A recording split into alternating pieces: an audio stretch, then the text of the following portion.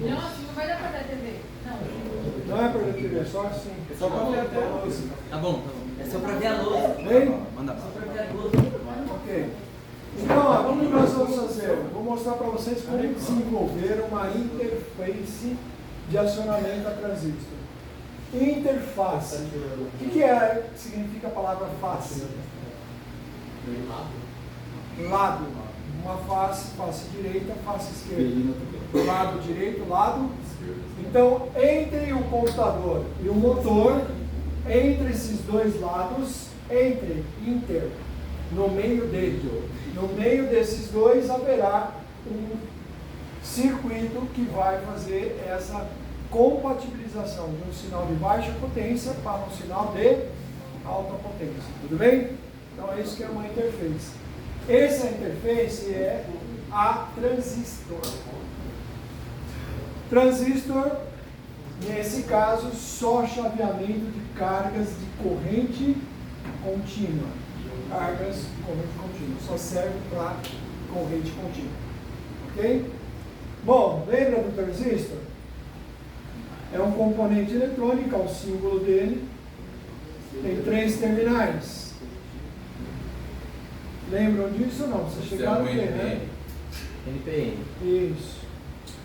Então, o transistor, né, desse tipo, chamado de NPN, formado de 3 materiais semicondutores.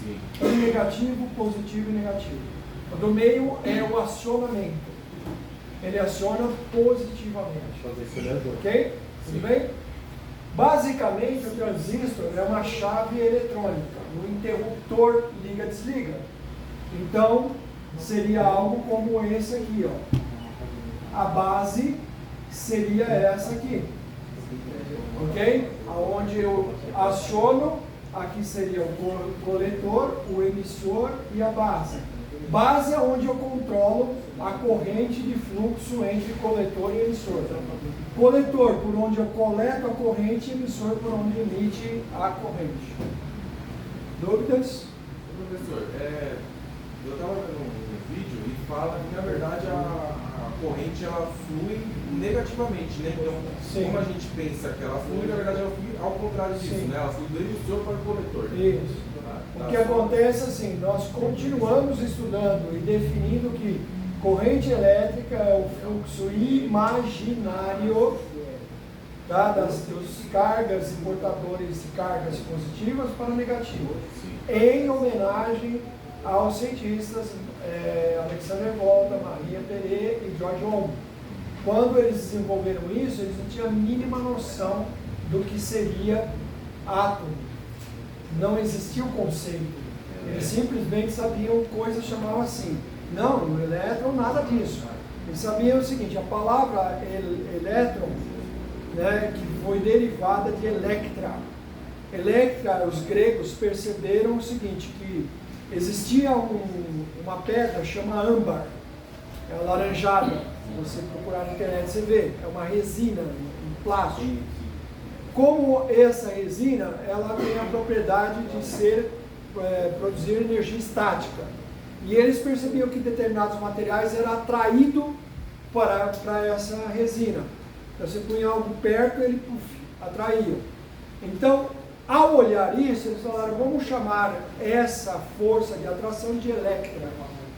Depois, muitos séculos depois, que surgiu a ideia de eletricidade. Ok? Mas não se sabia, nessa época deram o nome de elétron, porque eles pensavam. Vamos lá. Então eles pensavam que energia elétrica é algo que sai por um lado da pilha, Alexander Volta que desenvolveu, sai a energia para um lado, chamado de mais, e chega para o outro lado, chamado de menos. Muitos séculos depois que observaram átomos, não sei o quê, que verificaram que na verdade é inverso, são os elétrons que movimentam. Chamaram isso de fluxo de elétrons, não de corrente. Mas para como a formulação de tudo está certo, continuou-se estudando, né, o movimento de positivo e negativo por homenagem a eles. Tudo bem? Bom, então olha lá, voltando aqui. Então a base é por onde eu controlo. No interruptor eu aciono mecanicamente, ok? No caso do transistor, o acionamento é eletrônico, isso é através de corrente elétrica. Tudo bem? Ok? Então nesse tipo de transistor, a carga será sempre colocada no coletor, onde vai o motor, a base sempre no microcontrolador, então na porta de saída, e o emissor, né, vai ser aterrado aqui. Toda vez que ele desliga, ele já perde a programação. Tudo bem? Ok? Então, ó, basicamente eu teria que construir um circuito assim, ó. Vou representar o Arduino como sendo uma fonte de 5 volts. Aqui internamente teria uma chavinha do tipo que é a sua instrução, digital write, ligar, desligar a saída. E aqui está o terminal de saída aqui de uma porta qualquer aqui, ó. Por exemplo, aí nesse caso o motor está na porta 2. Então eu vou pegar a porta 2 para colocar essa porta na base de um transistor. O coletor eu estaria ligando o meu motor e o motor numa outra fonte de alimentação, por exemplo, de 9 volts. Estaria ligado dessa forma. Aqui, nessa malha, esse motor é de 9 volts e o fabricante específico vai dar as especificações. 9 volts, por exemplo, 800 miliamperes. Então essa é a corrente que passa aqui, nessa malha. Tudo bem? Certo. Então isso é dado do fabricante. Agora observe esse circuito. Esse negativo e esse aqui. Não está pendurado isso aqui? Toda vez que eu tiver um acionamento a transistor, eu vou ser obrigado a unir os dois negativos da fonte. O negativo da minha fonte de 9 volts com o negativo da fonte do Arduino. Vou ter que pegar o GND do Arduino e colocar no negativo da fonte. Tudo bem? Sim?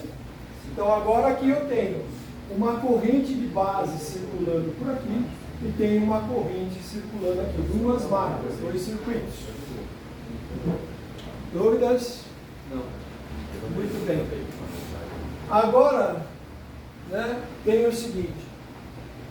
Quando eu mandar ligar o pino número 2, digital write, eu vou aplicar entre base e o emissor, eu vou aplicar esses 5 volts aqui, concorda ou não?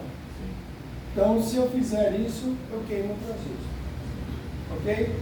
Aqui dentro tem um diodo, e a tensão de condução aqui é 0,7. Eu vou projetar algo para 0,8, para que o transistor fique bem saturado. O que é saturado? Ele fechar o culto entre coletor e emissor para passar a corrente aqui, ó. Essa é a tensão garantida, estável para ele funcionar. Tudo bem? Dúvidas? Bom, mas se eu tenho 5 volts e aqui tem que ter 0,8 e o restante desses 5 volts? Vão ficar onde? Como é que eu vou fazer isso? O que eu preciso fazer? Preciso fazer um divisor de tensão. Sim ou não? Preciso pegar os 5 volts, jogar 0,8 aqui e o restante jogar em um outro elemento. Quem é esse elemento? Resistor. Então eu vou colocar um resistor em série com a base do transistor para que eu possa fazer uma divisão de tensão de forma que 0,8 tem que ficar no transistor. Portanto, quanto que vai ficar aqui em cima? 4,2. 4,2 volts. Tudo bem? Ok? Ok. Muito bem. Agora, vou calcular o valor desse resistor. Como que eu calculo o valor dele? Como se calcula o valor de um resistor? Lei de Ohm. Lei de Ohm. E aí? Resistência, tensão Tensão por som. Bem, qual é a tensão que eu vou usar? 4,5. Não, 4,2, cara. 4,2 ou 5? 4,2. Não, bateu a aula passada, né?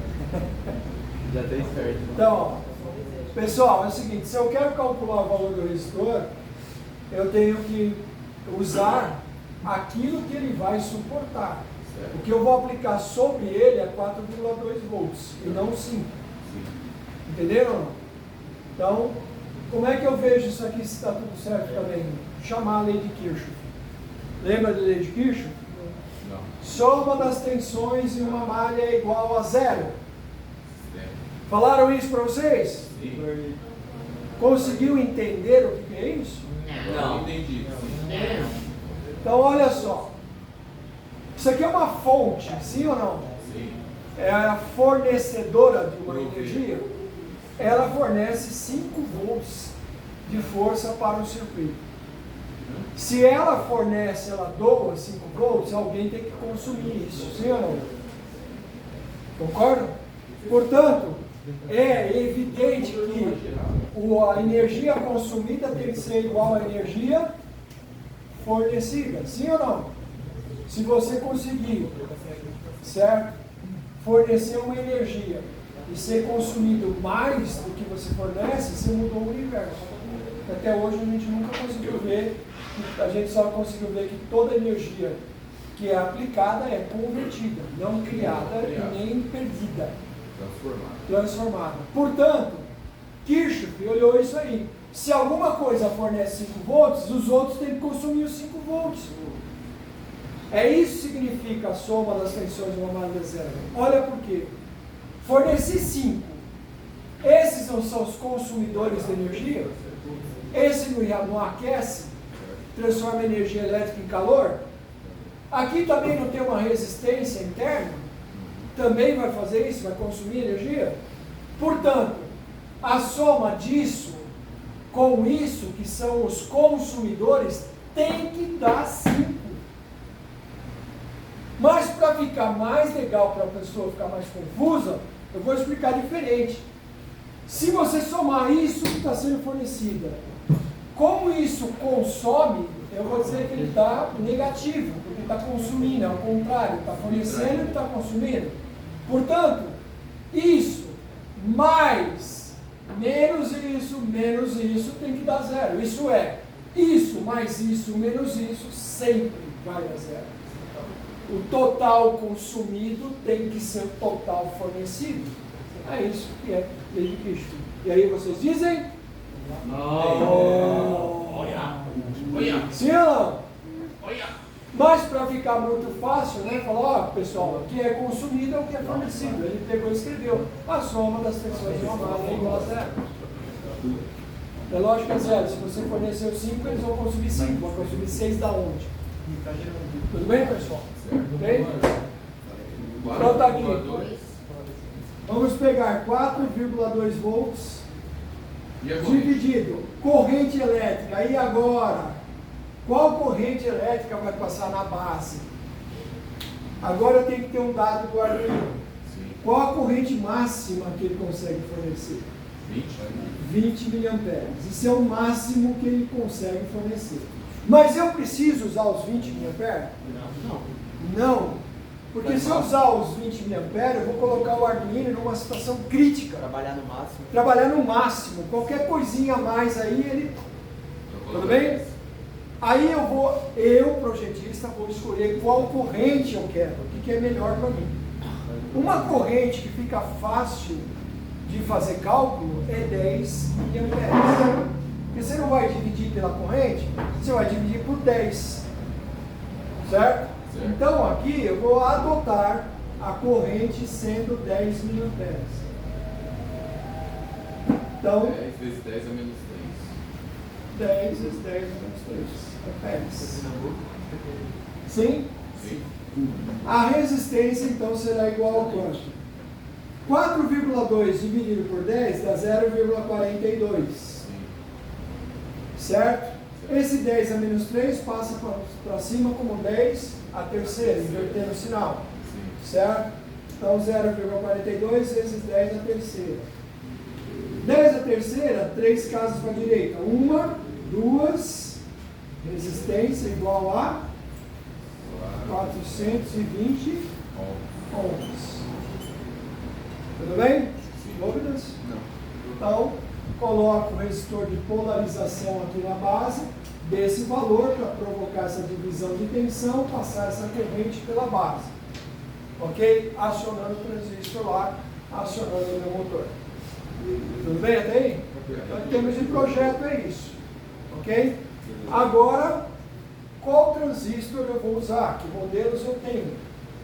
Eu tenho vários transistores e modelos, por quê? Porque assim, qual o tamanho do transistor que eu vou fazer? Fabricante, vou fazer um transistor desse tamanho, super potente, e aí eu vou usar no meu projeto um transistor pequenininho de baixa potência, um transistor de baixa potência, certo? E aí eu vou lá comprar um transistor, só tem transistor de altíssima potência, caro pra caramba. E aí eu falo, meu, como é que eu vou pôr isso no meu aparelhinho aqui? Então tem vários modelos, tudo bem? Então para especificar aqui, eu começo sempre fazendo o seguinte. Primeiro parâmetro. Quando eu jogo zero na base do transistor, ele entra em corte. Significa que não passa a corrente do coletor para o emissor. Para que isso aconteça, é preciso que a resistência interna entre coletor e emissor fique muito alta. Tão alta que não possa passar corrente por aqui. Sim ou não? Sim. Então, quando eu injeto corrente aqui a 0 volts, não tem corrente, a resistência vai para cima. Quando eu provoco isso, a tensão de 9 volts, lei de Kirchhoff, tem que ser consumida. Quem que vai consumir? Essa resistência. Toda a tensão da minha fonte vai ficar em cima do transistor. Portanto, 9 menos 9, quanto sobra para o motor? Por isso que ele para. E aí a resistência muito alta impede de passar corrente.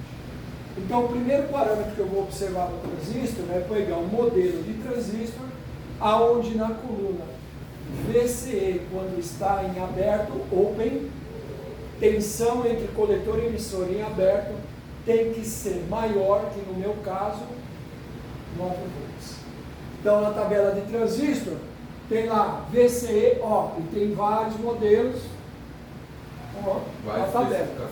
Você vai olhar e vai falar, bom, VCO, lá está escrito VCO em aberto, quanto que ele suporta ao máximo, tá? Se tiver lá, por exemplo, 30 volts, transistor mais sem vergonha, 30 volts, serve? Serve, ele suporta até 30. Quanto que eu vou aplicar? Não. Não vai fazer nem cócega nele, não vai esquentar, não vai ter problema. Dura bastante. O que não pode é ele com o VCE dele, certo? Ser, por exemplo, 5 volts. Porque eu vou aplicar 9. Tudo bem? Então esse é o primeiro parâmetro. O segundo parâmetro é o dado que o fornecedor fala do motor. Quanto que é a corrente que vai passar no coletor? É a do motor, concorda ou não? E nesse exemplo que eu dei, o meu motor é de quanto? 800 mA. Portanto, eu tenho que ir no transistor lá na tabela, falar VCE tem que ser maior de 9 e o IC máximo que ele suporta, que o transistor suporta, tem que ser maior do que 800 mA. 2 parâmetros. Não. Tô brincando. Você vem perto de mim pra brincar. Sacanagem, viu? Arruma um lugar, rapaz. Crianças. Então vamos lá. Então, para os homens e mulheres que querem ser engenheiros aí. Isso é máximo maior que 800 mA. Por quê? Porque ele vai passar, quando eu ligar o motor, ele vai drenar 800 mA da fonte. Portanto, se o IC que eu pegar do transistor não suportar essa corrente, ele aquece e queima. Tudo bem? Bem, agora o último parâmetro. Olha só, qual a corrente aqui nessa malha, na base? 10 mA. Qual a corrente que passa aqui? vamos ter que calcular o ganho que esse transistor tem que ter. Quantas vezes ele está amplificando a corrente da base. Certo? O ganho do transistor é conhecido como beta do transistor. O beta é a relação de corrente de saída com corrente de entrada, IC sobre D. A corrente IC é a de saída porque é a maior, dividida por a corrente de entrada que é a menor, de base. No nosso caso, nós temos uma divisão de 10 mA, de 800, aliás, desculpa, 800 mA, dividido por 10 mA. Isso é, milho com milho cancela, 800 dividido por 10, quanto será o ganho? 80 vezes. Se você olhar aqui é 10, lá é 800.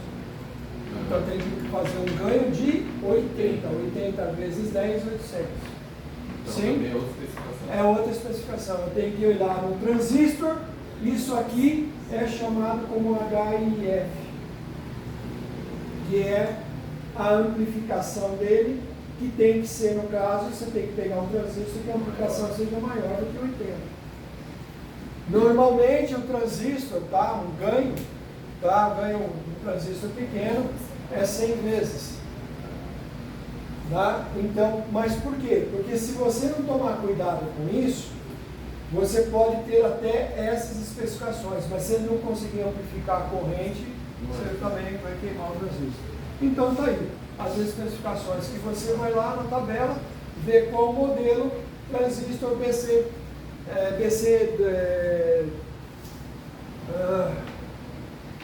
tipo 120, BC, nossa, me falhou a memória agora do modelo mais 232, é um dos mais usados, é 548, tá? Um dos mais utilizados. Um transistor pequenininho com característica para fazer essas aplicações, ok? Então beleza, agora vamos mostrar os